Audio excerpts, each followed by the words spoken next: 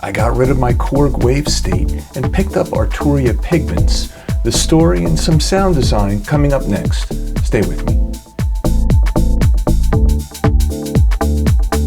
Welcome back to the Five Dot Loft, where the process is the story. I'm Al Clark.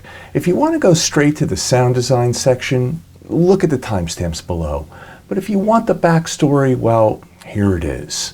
I was getting very comfortable inside of Ableton's wavetable synthesizer, and I felt like I wanted to graduate like to the next level. But at the same time, I got some serious gas. That's right, gear acquisition syndrome had taken over my life, and so I decided to take the plunge and get my first hardware synth in 30 years. The Korg Wavestate was something completely different for me. It's basically a sample playback machine that gives you the ability to sequence individual samples in sort of a really interesting rhythmic way. It's also perfect for making huge, lush, ambient, atmospheric pads. Perfect for where my head is at these days, producing like atmospheric drum and bass. Plus, turning all those knobs, hitting actual buttons, that was very appealing to me. The problem was the interface. Yes, it had some software that you could download and interface with, and that was absolutely essential for sound design. But in the end, it just wasn't intuitive. It wasn't fun to create sounds inside of it. The whole thing really felt, a bit dated. And then, for some reason, the algorithm took me to this guy, and this guy, and this guy. That's right, loop op, red means recording, seed to stage, all recommended Arturia Pigments as one of the best synths for beginning sound designers and overall sound quality. And yes, each indicated in their own way that Serum, especially Serum 2, is kind of an industry standard. But I've never been one to adopt industry standards. So what did I do? I returned the Korg Wavestate, got my $700 back, and spent $100 on Arturia Pigments, and I'm so glad I did. What makes Pigments so great for me, besides the fact that it sounds really great, is that user interface. It has that very flat, easy to read, modern graphic design. All the modulation is animated. It's not buried under menus. It's all very easy to see, to know what's going on, where everything is. There are also built-in tutorials that are very simple, easy to follow, and give you a nice overview about what the software can do. So, let me go ahead, build a nice atmospheric pad with lots of modulation, and show you just how easy and fun it is to play inside of this thing. Alright, so I'm here in Ableton Live, and I've got Pigments here. I just love staring at this thing. It is, it's just a very pleasant thing to look at, and again, similar to Wavetable, actually Wavetable is similar to this, right? Everything is laid out in front of you, and after a few days, it starts to become very intuitive how to do this. So this isn't really a how-to, this isn't not a feature overview, this is not really a how-to. I'm going to build a sound. I'm going to build an atmospheric sound. I've got some drums in here. We'll lay it up against that in a second. But this is just about, let's just take a look. I've got a default patch here. Let's just go in and just start to create here. So for me, I love working with the wavetables. Nice. So what I'll do is I've had success inside of this texture folder, and I came across something called Dune. Dune. And here we go. Nice, right? So what I like to do is I like to settle in when I'm scanning Wavetable. Settle in.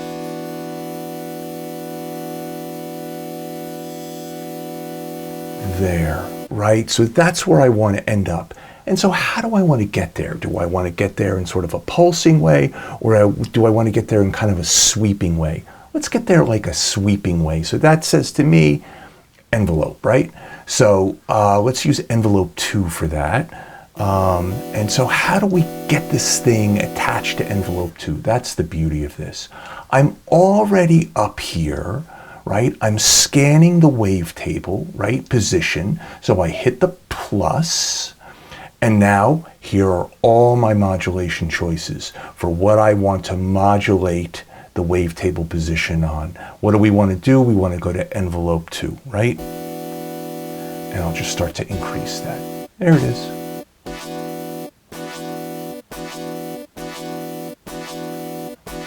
Nice, and we'll just get that decay a little bit longer. Nice. Probably a little bit too much. There we go. And now we got a nice scan done, okay? Now, let's go over to our oscillator envelope here, and let's give ourselves like a half second or so on the attack, and let's give ourselves about a second and a half or so on the release. Okay, classic wavetable sweep. All right, next thing, let's do something with this filter.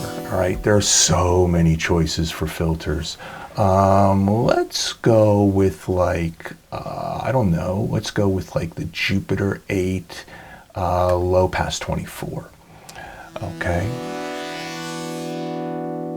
Nice. Add a little bit of resonance. A little bit of volume on that.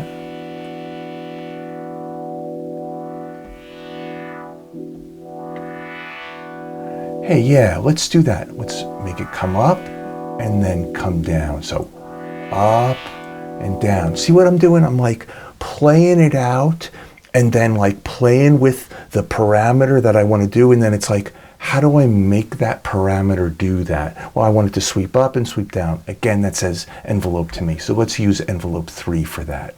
So again, come over to what I want to modulate, hit the plus sign. Now, what do I want to modulate it? Envelope 3, okay? Okay, nice. Let's get a little attack going. There you go. And let's get a little decay going. Nice. Now, the cool thing about these envelopes, you've got these like nice curves here. So easy to create a nice little bell curve there. Oh, so sweet. Let's put a little bit of release on that too. Get the decay going out a little bit more.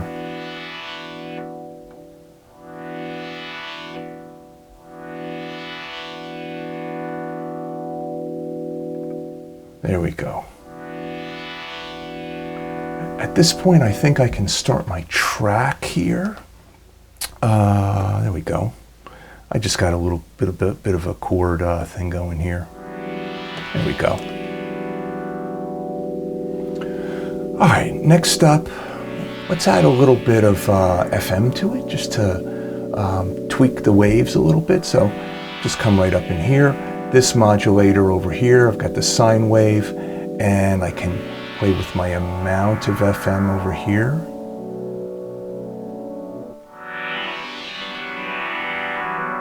Right in there, I think. And let's get an LFO going on that, right? Let's get LFO1. So again, frequency modulator plus LFO1, and there it is. See how it starts to create that little animation for us? And I can slow that way down. Let's get that free running here instead of triggering.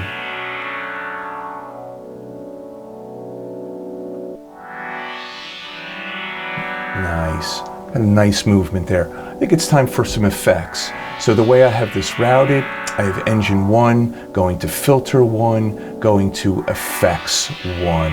And so let's put a nice shimmer on that.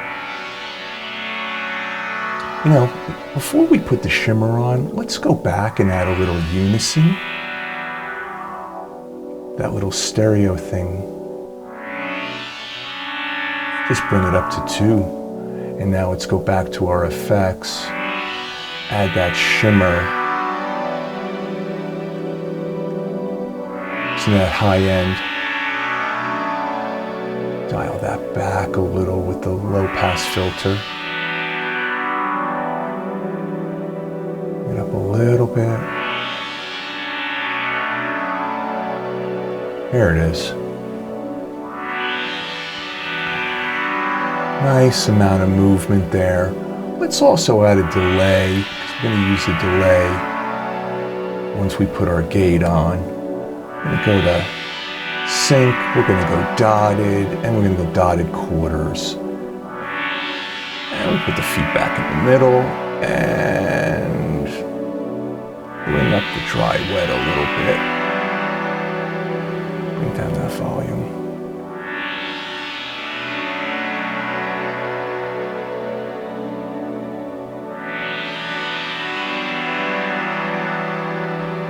Bring up that low pass, get it shimmering a little bit more. Sweet.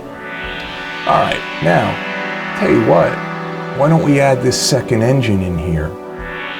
Okay, got the sample engine going. I'm gonna change this to a vocal, and I'm gonna turn on the granular. Let's turn this baby on. I'm going to bring down the wavetable so we can hear what this engine is doing. We'll modulate, randomize the start position of this granular engine.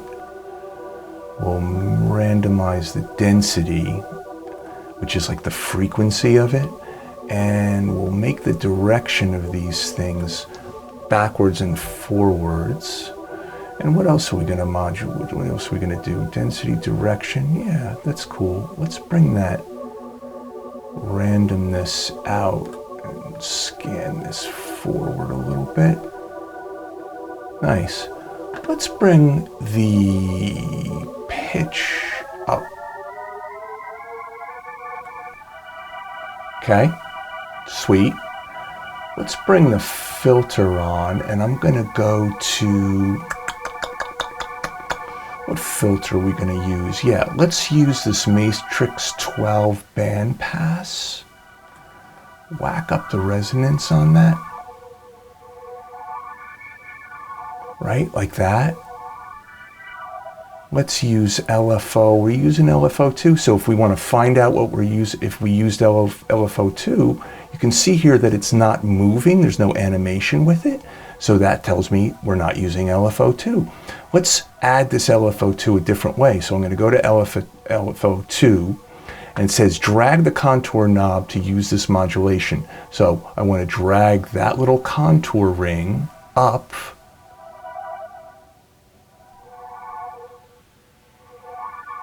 Nice. Let's slow that down. Let's make sure that's free running.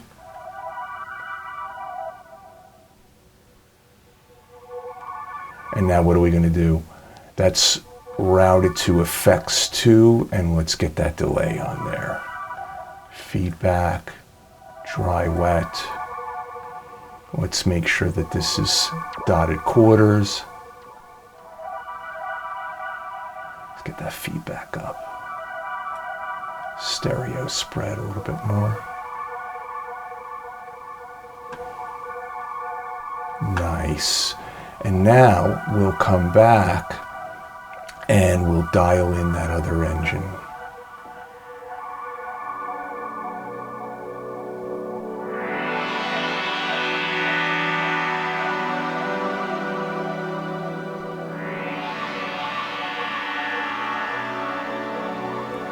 Nice. Got a little something happening there. Now, one more thing. Let's go over to this function. This is very cool. This is like you can make your own like LFOs and wave shapes. There's a lot you can do with these. We're just going to simply make like a sawtooth out of this, and I'll make sure that this is synced to, let's say, quarter notes. Okay, so this is function 1, and let's apply function 1 to the volume of this engine. So plus function 1, and let's bring this up.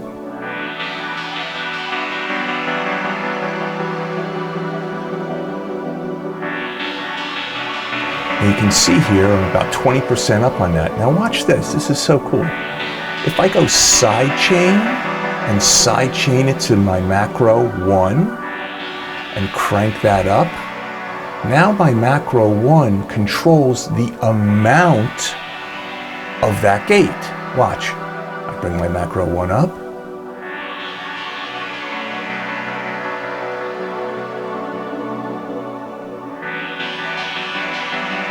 And I bring it down.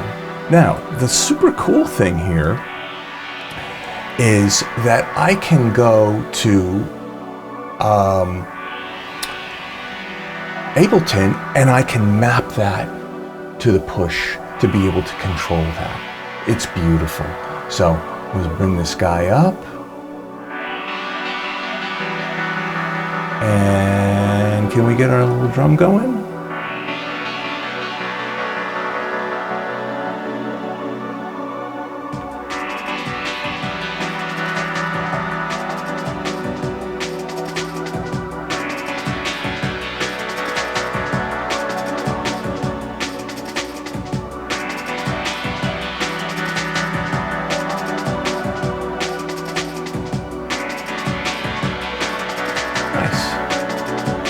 Pretty cool.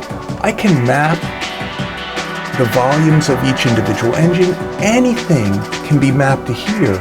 So I sort of, from a hardware perspective, I got my knobs back. Nice sound, right?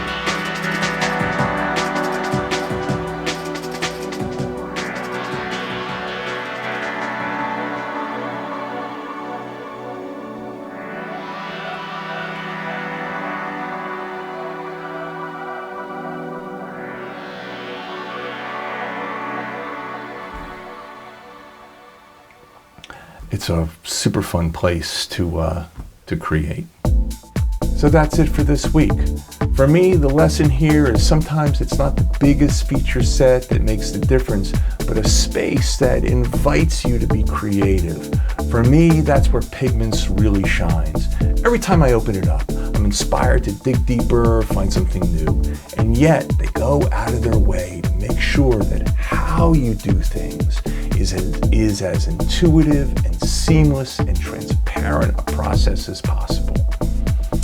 If you have some software or plugins or even some hardware that does this for you, that inspires you to create, let me know in the comments. And of course, a like, a subscribe helps keep me inspired.